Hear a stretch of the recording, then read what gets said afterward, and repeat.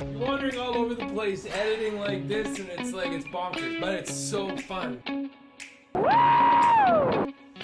Hey, welcome to this episode. My name is Rick. The ride is over. I've showed you the ride now, the camera placements, but I wanted to bring you back into the studio to show you how different and awesome it is to edit video with the Insta360. So I've imported the footage from the camera into the iPad. So here's my screen. Here's all of the footage that I've brought in different clips. I'm just going to click on this one.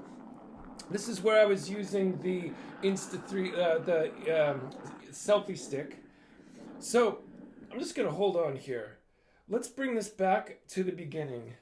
Now, I'm going to click on View Finder. Now check this out. I am able to actually just physically move myself around. If you're a tactile person, if a lot of us as editors, we're used to just sitting there with the mouse and just deep diving into our footage, which you have to do lots of times. But this, and particularly in schools with students, if you're a tactile person, this is such a fun way of editing.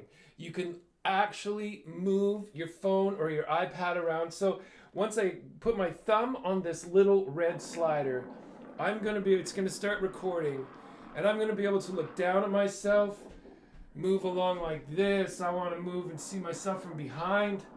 Maybe I want to catch some of that sun flare.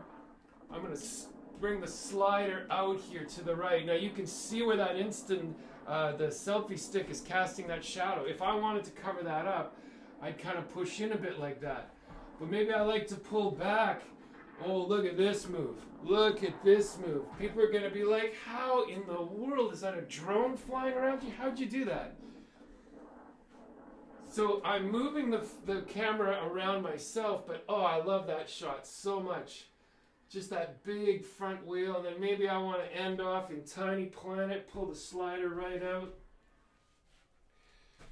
This is what makes the Insta360 so much fun for these school projects. You can just get yourself in there, and you need a whole room to work with. But what I'll do is I'll bring the footage into the iPad, try to get clips that are maybe a minute long each, and have 10 clips. I'll airdrop that to my iMac. I'll bring that into Final Cut Pro, and that's where I will actually sort of build my story. Here's my little piece of advice for the day. We don't sit around to wait 3, 4, 10 minutes into a story, a video, to see whether we're going to be interested. We're either interested right now and we follow through all of the information, or we're not. We click on something else. So if you're a storyteller, it's just so great to think, what is it that you want your audience to feel or to think about your subject? On this ride, I want you to go, man, that camera looks fun. That ride in Lekwungen territory looks beautiful. If I ever go there, I want Rick to take me on that ride. And wow, I've never seen anybody editing a footage by moving their phone or their iPad around. I maybe should look into it. And I'm not selling you on the 360 camera. I just love the tools of creativity. And I realized that, you know what? All the little gimmicks, all the little things that we can do, those aren't the stories. You and I and our experiences, that's the story. That's what you can't afford to get lost in all the cool little tricks and bells and whistles and things that we can use these days. So I hope you found that interesting. If you have any questions, leave them below.